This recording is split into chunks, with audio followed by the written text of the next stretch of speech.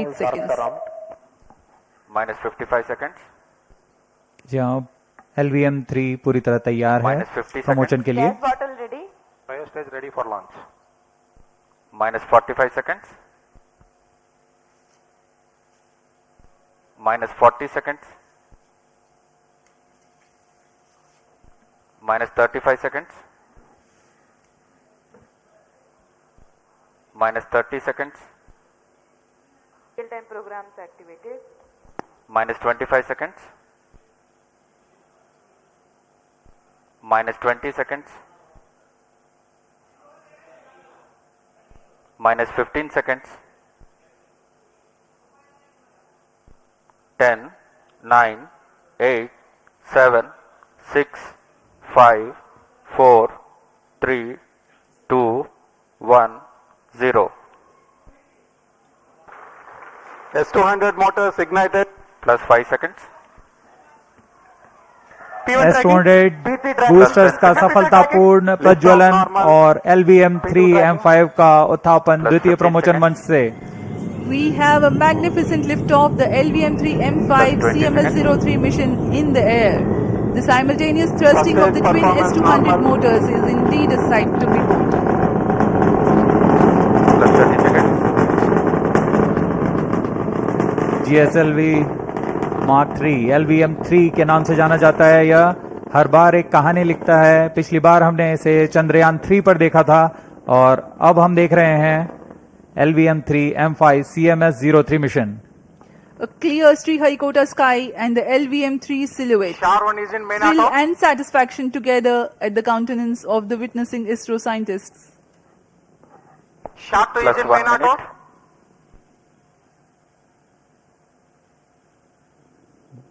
दोनों step on boosters S200 boosters सामान्य निष्पादन करते हुए अपने उद्दिष्ट कक्षा की ओर बढ़ रहे हैं. यान को उद्दिष्ट कक्षा की ओर ले जाते हुए.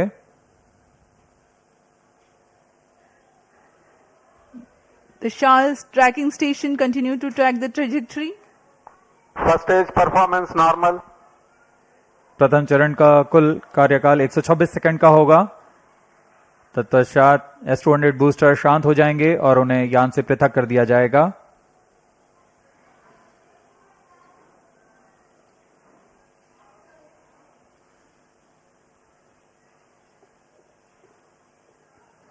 इस कड़ी में अगला चरण L110 चरण का प्रज्वलन है. L110 engine started.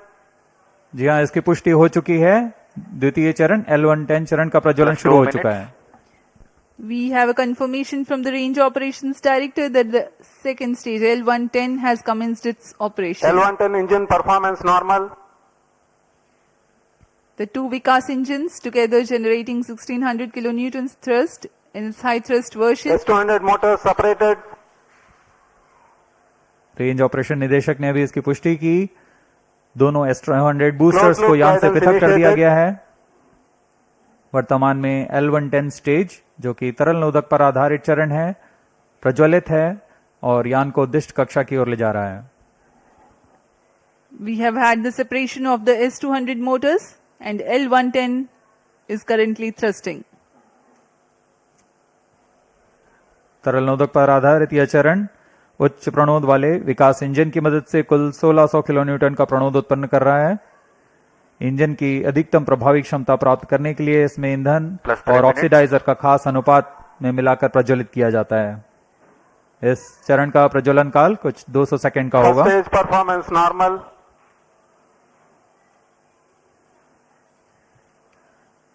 The tracking station at Charles Sriharikota continues to track and the Port Blair station will start to acquire signals at about Payload fairing T separated. plus 200 seconds onwards. Now we have a separation of payload fairing. जी हाँ, अब यान 115 kilometre की ऊंचाई प्राप्त कर चुका है और इस वजह से यह घने वातावरण से बाहर जा चुका है. अब ऊष्मा कवच की आवश्यकता नहीं रह जाती, इसलिए इसे यान से पृथक कर दिया जाता है. The payload fairing has been jettisoned as the rocket has cleared the dense atmosphere.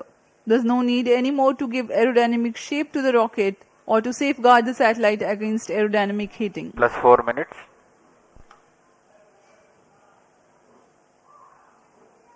First stage performance normal.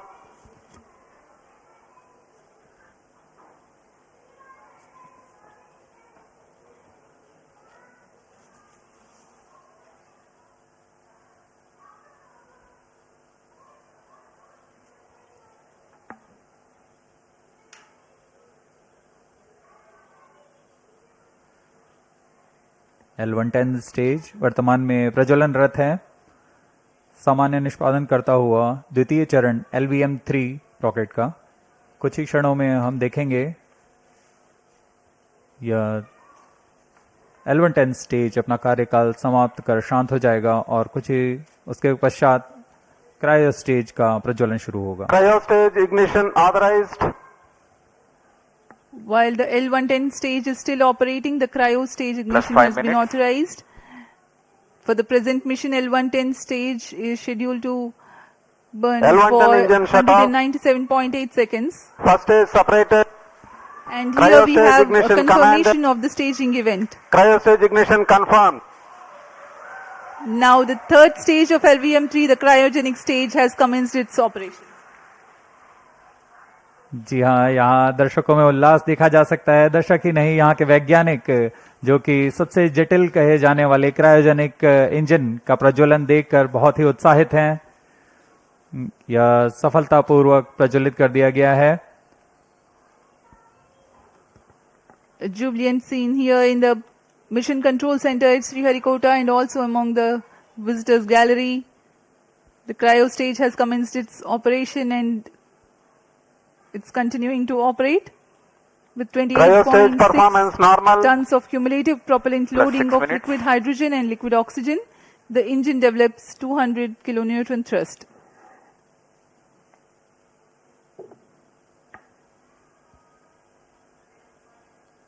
यान अपेक्षित पथ का पूर्णतः अनुकरण करता हुआ उद्दिष्ट कक्षा की ओर जा रहा है। LVM-3 रॉकेट के ऊपरी चरण को हम क्रायोजेनिक अपर स्टेज कहते हैं क्योंकि इसमें क्रायोजेनिक ईंधन, लिक्विड हाइड्रोजन और लिक्विड ऑक्सीजन का प्रयोग किया जाता है। इस इंजन में गैस टरबाइन की मदद से लगभग 200 किलोन्यूटन का सामान्य प्रणोद उत्पन्न होता है। इस चरण का कार्यकाल लगभग 644 सेकंड का होगा। इस चरण का व्यास 4 मीटर तथा ऊंचाई 13.5 मीटर की होती है। इस चरण में दिशा निर्धारण के लिए इंजन जिम्बल कंट्रोल और रिएक्शन कंट्रोल सिस्टम्स का प्रयोग किया जाता है। कुल 28.6 टन क्रायो ईंधन का इस्तेमाल इस अंतरिक्ष यान में किया जा रहा है। Plus 7 minutes. क्रायो चरण सबसे जटिल इंजन होता है क्योंकि क्रायो ईंधन जैसे लिक्विड हाइड्रोजन का Cryo boiling stage point performance normal. -253 degree centigrade और लिक्विड ऑक्सीजन का बॉइलिंग पॉइंट -183 डिग्री सेंटीग्रेड होता है।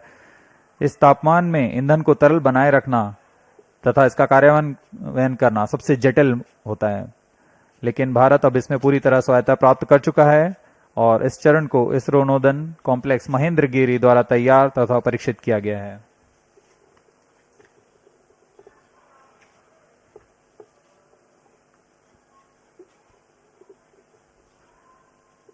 यह प्रमोचन पूर्वी दक्षिणी दिशा का है। वर्तमान में पोर्ट ब्लेयर स्थित ग्राउंड स्टेशन हम तक इस यान के आंकड़े उपलब्ध करा रहे हैं। Plus 8 minutes.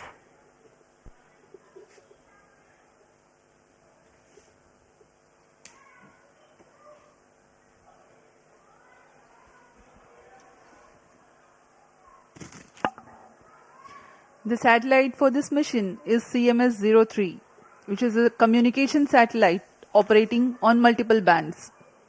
It is meant to provide services over a wide oceanic region, including the Indian landmass. To enable constant visibility of a satellite towards a particular region on Earth, the period of revolution of satellite in orbit should be same as the period of rotation of Earth on its own axis. This practically can be achieved if the satellite is placed at a slot at Cryo stage 36,000 performance kilometers normal. above the equator. Launching a satellite into a geostationary orbit involves a meticulously planned series of steps. The LVM-3 Plus M5 9 rocket minutes. is expected to place CMS-03 satellite at an altitude of 180 kilometers with an inertial velocity of 10.15 kilometers per second. This orbit will have a perigee at 170 kilometers, which is the shortest distance of the satellite from Earth, and an apogee of 29,970 kilometers. That is the farthest it will be in the initial orbit, which is a temporarily stable orbit. The thrusters of the satellite are fired using the propellant carried on board at a precise point so that the apogee is at 36,600 kilometers. The next phase is the circularization of the orbit through a series of fine-tuned burns at apogee. That is how the satellite's velocity and trajectory are adjusted, 10 minutes. and the satellite is placed at a precise slot in geostationary orbit. The designated orbital slot determines the launch window. Maintaining a satellite in geostationary orbit, ensuring its effectiveness and longevity, is quite a task in itself. Gravitational perturbations due to the celestial bodies and the space weather are common causes for the disturbance of Cryo stage satellite performance normal. position from its slot. A process known as station keeping involves firing the thrusters to counteract these forces. Presently, the cryogenic stage is operational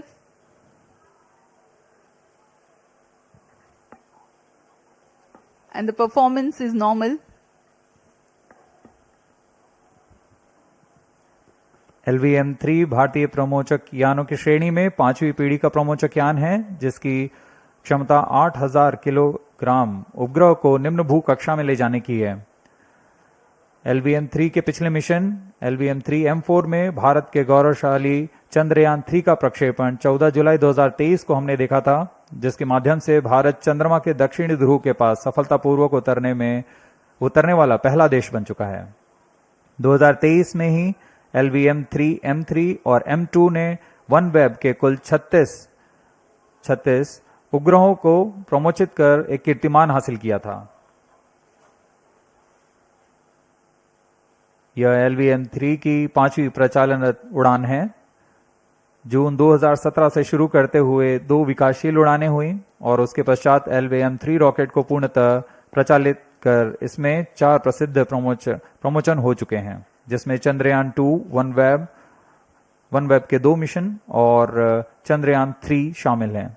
इस कड़ी को आगे बढ़ाते हुए आज हम देख रहे हैं CMS-03 का प्रमोचन, और दर्शकों को याद दिला दें, यही वह प्रमोचक यान होगा जिसमें कुछ आवश्यक बदलाव के साथ गगनयान के रूप में प्रयोग किया जाएगा।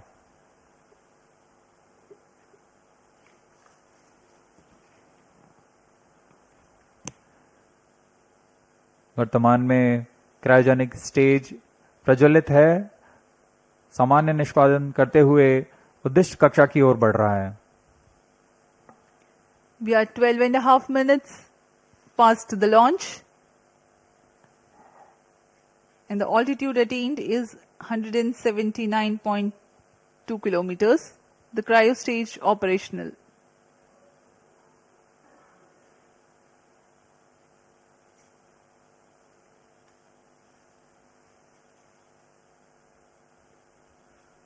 आप देख सकते हैं पूर्णतः अपेक्षित पथ का अनुकरण करते हुए LVM-3 लॉन्च व्हीकल।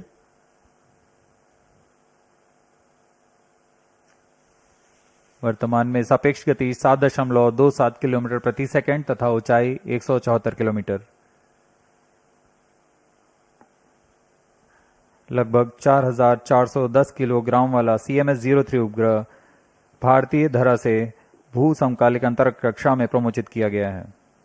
अब तक का यह सबसे भारी उपग्रह है। यह अपने आप में एक कीर्तिमान स्थापित करने वाला है।